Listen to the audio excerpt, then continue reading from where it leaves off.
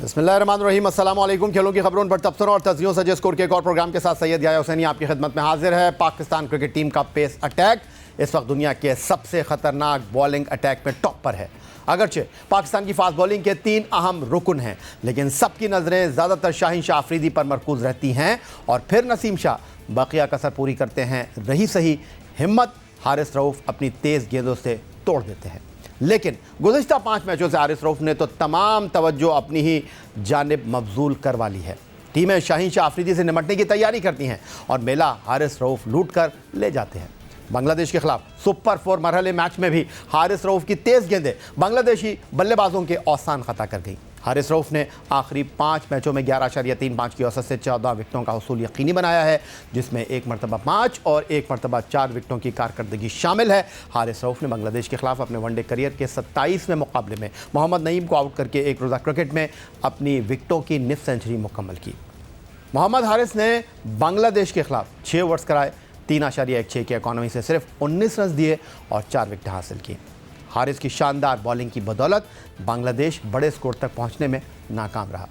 Asia cup 2023 super 4 मरहले में बांग्लादेश की जल्द विकेटें गिर जाने के बावजूद कप्तान शकीबुल हसन और साबिक कप्तान विकेटकीपर मुशफ़िक़ुर रहीम ने 100 रन की शराकत कायम की, लेकिन पाकिस्तानी बॉलर्स ने कमबैक करते हुए बांग्लादेश की टीम को 38.4 ओवर के खेल में 193 रन पर पवेलियन भेज दिया।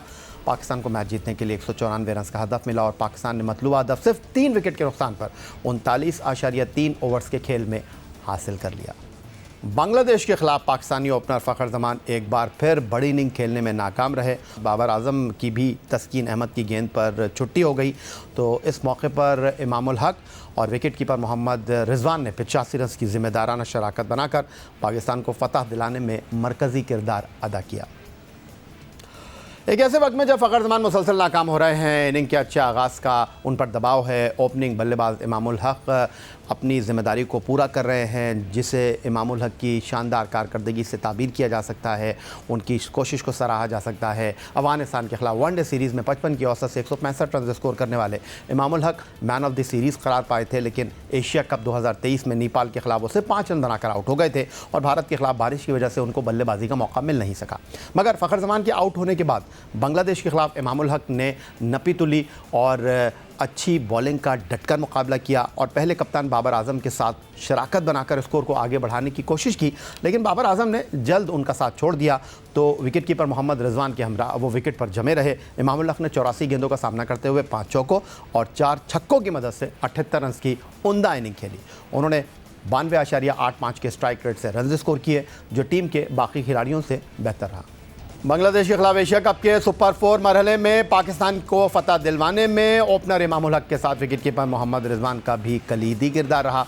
पाकिस्तान के wicket keeper batter Mohammad Rizwan ज़्यादातर उस वक्त क्रीज पर आते हैं जब पाकिस्तान टीम मुश्किल सूरत हाल से 2-4 होती है।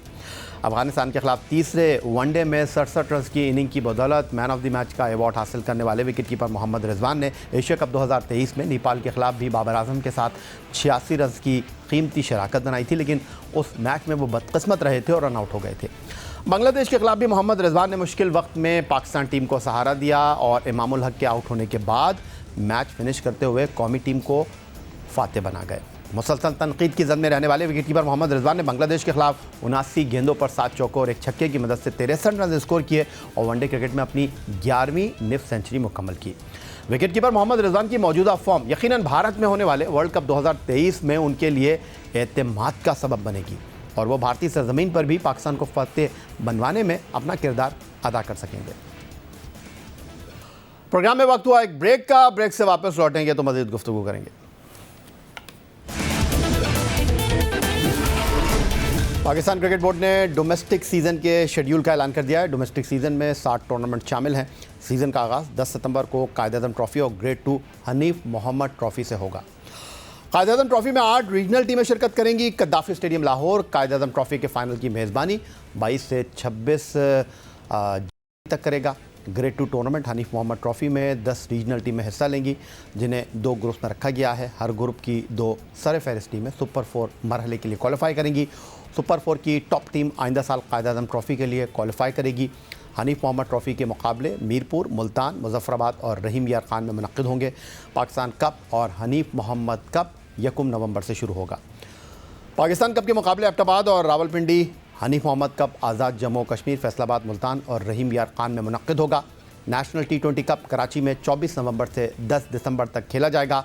पहले मरहले में 18 रीजनल टीमें सुपर 8 में क्वालिफाई करने के लिए मुकाबला करेंगी। नेशनल अंडर 19 चैंपियनशिप और नेशनल अंडर 19 कप 15 सितंबर से 13 नवंबर तक मुनक्किद होंगे। महकमों का टूर्नामेंट शेड्यूल का ऐलान इस हवाले से बाद में किया जाएगा। पाकिस्तान क्रिकेट बोर्ड ने नए डोमेस्टिक सीज़न का ऐलान तो कर दिया, लेकिन इसमें बड़ी तादाद में खिलाड़ियों को रीजन की टीमों में बहैसियत मेहमान खिलाड़ी खिलाने के हवाले से इजाज़त दे दी गई है। और रोज़नामा जंग के senior cricket sports correspondent Abdul Majid Bhatti sahab की ये स्टोरी, जिसके मुताबिक हनीफ मोहम्मद के नाम से मंसूब ग्रेड 2 टूर्नामेंट की टीमें कमज़ोर हो जाएंगी। जिन रीजन के खिलाड़ियों को बतौर मेहमान खिलाड़ी की हैसियत से दूसरे रीजन की टीमों में शामिल किया गया है, उनके कोचेज़ ने भी तहफ़्फ़ुज़ात का इजहार किया है। अब स्टूडियो में हमें ज्वाइन कर रहे हैं रोज़नामा जंग कराची के senior cricket sports correspondent Abdul Majid Bhatti sahab. Majid Bhatti साहब, ये जो तजवीज़ है ये पाकिस्तान क्रिकेट बोर्ड की जानिब से आई है या इस तजवीज़ के पीछे कोई और अवामिल कार फरमा है? देखिए यह चूँकि क्रिकेट बोर्ड का टूर्नामेंट है और सारे कवानीन और पूरा जो उसका बायलॉज हैं वो क्रिकेट बोर्ड ही बनाता है, तो डेफिनेटली उनकी तरफ से तजवीज़ आई होगी। लेकिन दो जो पाकिस्तान के बड़े नाम हैं, मिसबाउल हक और मोहम्मद हफीज़, वो भी टेक्निकल कमेटी में यकीनी तौर पर उन्होंने भी इनपुट दिया होगा। अब देखें, गेस्ट प्लेयर खिलाने में वैसे तो कोई मुज़ायका नहीं है। नंबर वन, जिस तरह सियालकोट की टीम है, सियालकोट इतना बड़ा रीजन है कि सियालकोट को तो आपको वैसे ही फर्स्ट क्लास में रखना चाहिए था। सियालकोट को आपने ग्रेड 2 में डाल दिया है। अब कराची, जिसकी आबादी तकरीबन 3-3.5 करोड़ है, अब जो नई मरदमशुमारी है उसके मुताबिक 3 करोड़ से ज़्यादा की आबादी है कराची की। अब अगर लाड़काना के शाहनवाज धानी कराची से खेल रहे हैं, नुमान अली और मोहम्मद हसनैन हैदराबाद से उनका ताल्लुक़ है, वो कराची से खेल रहे हैं, तो जो कराची के अपने लड़के हैं वो कहाँ जाएंगे? मुझे याद है कि लेट 80s में कराची की 2 टीमें फर्स्ट क्लास खेलती थी, एक ग्रेड 2 खेलती थी, लेकिन उसके बावजूद कहते थे कि कराची का इतना टैलेंट है कि कराची के लड़कों को मौका नहीं मिल रहा। इसी तरह दूसरे शहर, अब जिस तरह मोहम्मद अब्बास वगैरह हैं, सुना है कि वो तो कह रहे हैं कि हम ग्रेड 2 सियालकोट से इसलिए खेलेंगे कि हम चाहते हैं कि हमारी टीम क्वालिफाई कर जाए। अब जिन जिन टीमों के मेन प्लेयर आपने as a guest player first class टीमों में डाल दिए हैं, वो टीमें तो कमज़ोर हो गई। तो इसका मतलब हनीफ मोहम्मद पाकिस्तान क्रिकेट का इतना बड़ा आइकॉन, उसके नाम से आप ग्रेड 2 टूर्नामेंट करवा रहे हैं और ग्रेड 2 की कमज़ोर टीमें जिसमें मेन प्लेयर शामिल ही नहीं है, तो इसका मतलब है कि ये तो फिर खानापुरी के लिए ग्रेड 2 टूर्नामेंट करवाया जा रहा है। हर आदमी चाहता है कि फ़र्स्ट क्लास क्रिकेट खेले, तो फिर वो जो रेलीगेशन और प्रमोशन वाला जो सिस्टम है उसका मतलब है कि जिस टीम के पास कुछ अच्छे प्लेयर होंगे वो क्वालिफाई कर जाएंगी, और जिन टीमों के गेस्ट प्लेयर बड़ी टीमों में चले गए वो टीमें कमज़ोर हो गई हैं ग्रेड 2 की। अब्दुल माजिद भट्टी साहब हमारे साथ मौजूद हैं और मेरा मोबाइल फ़ोन का जो व्हाट्सएप है वो इस वक्त जनाब अनगिनत पैगामात से भरा हुआ है और उसमें यही कहा जा रहा है कि जी हमारे खिलाड़ियों के साथ नाइंसाफ़ी की जा रही है, ज़्यादती की जा रही है, जिस रीजन का खिलाड़ी है उसको नहीं खिलाया जा रहा और दूसरे रीजन के खिलाड़ी को मेहमान खिलाड़ी की हैसियत से खिलाया जा रहा है। और अब्दुल माजिद भट्टी साहब की जो स्टोरी है वो इस बात का खुलासा कर रही है कि जो भी कुछ हो रहा है वो कानून के मुताबिक हो रहा है और जो हकदार खिलाड़ी है और वो जनाब टीम में शामिल नहीं होगा, क्योंकि वजह यह है कि पाकिस्तान क्रिकेट बोर्ड का नया कानून, उसके मुताबिक आप मेहमान खिलाड़ी को खिला सकते हैं और जो मैनेजमेंट है वो तो चाहेगी कि बेहतर से बेहतर और अच्छे से अच्छे खिलाड़ी टीम का हिस्सा हों, और वो क्यों चाहेंगे कि उनकी टीम कमज़ोर हो? क्या ख्याल है माजिद भट्टी साहब आपका?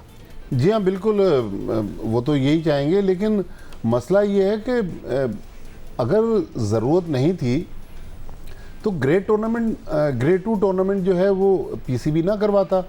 अब फाटा एक ऐसा रीजन है जिसमें कोई गेस्ट प्लेयर नहीं है, बाकी जो 7 रीजन हैं उनमें गेस्ट प्लेयर शामिल हैं, तो मुझे ये मंतक समझ नहीं आई। या तो फिर आप गोल्ड और सिल्वर की, जिस तरह पीएसएल में एक वो होता है कि ये प्लेयर गोल्ड कैटेगरी का है, ये सिल्वर कैटेगरी का है, वो कैटेगरी रखते हैं। लेकिन अब कराची की मैं बार बार इसलिए बात कर रहा हूँ कि कराची की आपने एक टीम रखी है, लाहौर की 2 टीमें रखी हैं, तो अब लाहौर में अगर आप जो दूसरी टीम है, एक टीम में तो मैंने देखा कि अहमद शहजाद, उमर अकमल दोनों हैं, जो दूसरी टीम है उसमें ज़्यादातर गैर मारूफ खिलाड़ी हैं। तो ये अगर गेस्ट प्लेयर आपने डालने थे तो उन टीमों को बैलेंस करने की ज़रूरत थी। कराची की टीम में तो ऑलरेडी सरफराज अहमद, असद शफीक, साइम अयूब, सऊद शकील, शान मसूद, ये इतने बड़े बड़े नाम, अनवर अली, ये कराची की टीम में मौजूद थे। तो मेरा नहीं ख्याल कराची की टीम को गेस्ट प्लेयरों की ज़रूरत थी। इसी तरह मुल्तान की टीम आप देख लें, वहाँ भी गेस्ट प्लेयर मौजूद हैं। तो ये जो ग्रेड 2 की टीमें हैं, ये मेरे ख्याल में बहुत इससे मुतासिर होंगी। और पाकिस्तान क्रिकेट बोर्ड को अभी नदीम खान को कल ही डायरेक्टर डोमेस्टिक क्रिकेट का लेटर मिला है, तो नदीम खान को चाहिए कि उन्होंने अब अपनी दूसरी इनिंग्स शुरू कर दी है, वो इस तरफ देखें। क्योंकि कुछ अरसे पहले तक तो जुनैद ज़िया जो थे वो कायम मकाम डायरेक्टर थे, वो शॉट्स खेल रहे थे। तो ये जो ऐसा मामला है जिसमें रीजन भी एतराज़ कर रहे हैं, कुछ कोचेज़ भी नाराज़ हैं, तो क्रिकेट बोर्ड को इस पर कुछ ना कुछ एक्शन लेने की ज़रूरत है ताकि टीमें जो हैं वो बैलेंस होकर पार्टिसिपेट कर सकें डोमेस्टिक क्रिकेट। ये जो सारे तजुर्बात हैं, अब्दुल माजिद भट्टी साहब, कहा यह जा रहा है कि जुनैद ज़िया साहब ये सारे तजुर्बात कर रहे हैं, क्योंकि अंदर खान ने ये कहानी सामने आई है कि मिसबाहुल हक साहब जो कि क्रिकेट कमेटी टेक्निकल कमेटी को देख रहे हैं, उनका कहना यह है कि जी मुझे तो कुछ नहीं पता, और ये सब कुछ डोमेस्टिक के जो मामलात हैं वो जुनैद ज़िया देख रहे थे। तो जुनैद ज़िया जो हैं उन्होंने ये फ़ैसले किए, अब नदीम खान आए हैं। आपको लगता है कि तब्दीली होगी, क्योंकि नदीम खान ने डायरेक्टर का चार्ज लेने से पहले कंसल्टेंट की हैसियत से भी काम किया? जी हाँ, तकरीबन 1-1.5 महीना वो कंसल्टेंट रहे।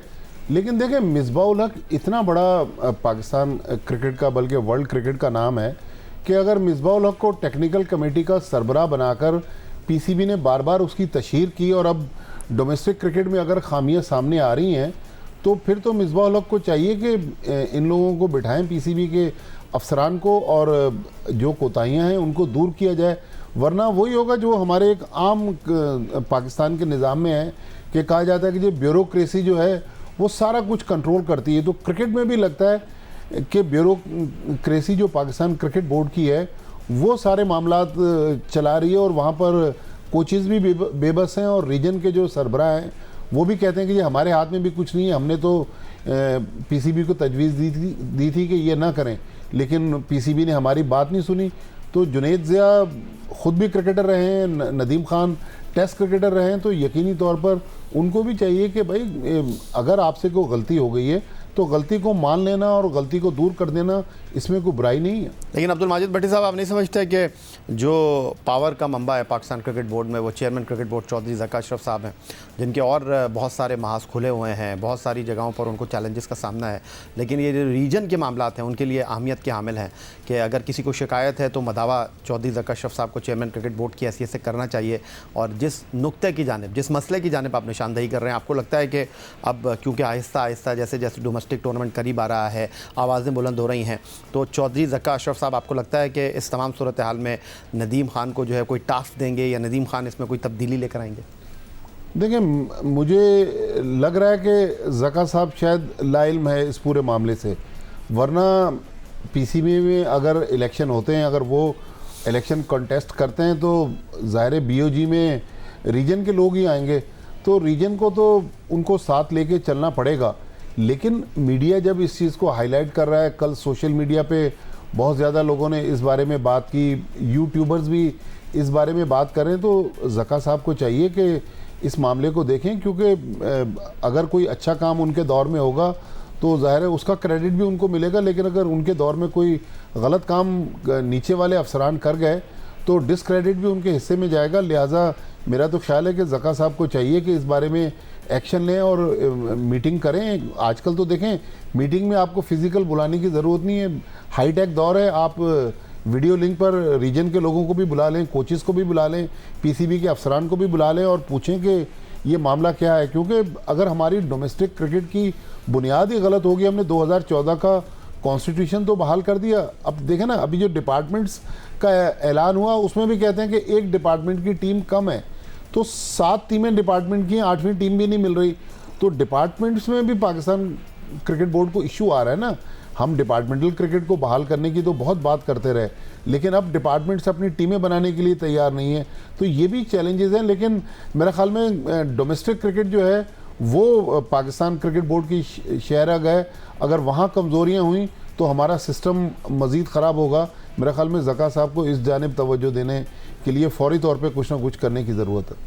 बहुत शुक्रिया। रोज़नामा जंग कराची के senior cricket sports correspondent Abdul Majid Bhatti sahab domestic cricket के एक अहम मसले की जानिब निशानदेही कर रहे थे और ये बात भी कर रहे थे कि chairman cricket board Chaudhry Zaka Ashraf sahab को फिलफौर इस तमाम सूरत हाल का नोटिस देना चाहिए और रीजन के मामलात को देख कर उनके मसाइल को हल करना चाहिए। यही आज का हमारा प्रोग्राम था। ट्विटर पर आप हमें फॉलो कर सकते हैं, आप हमें ईमेल कर सकते हैं, अपनी राय से आगाह कर सकते हैं score@geo.tv पर। इस दुआ उम्मीद इस तवक्को के साथ कि पाकिस्तान में खेल और खिलाड़ी तरक्की करते रहें। सैयद याहिया हुसैनी को स्कोर की पूरी टीम के साथ अगले प्रोग्राम तक के लिए इजाज़त दीजिए। अल्लाह हाफ़िज़।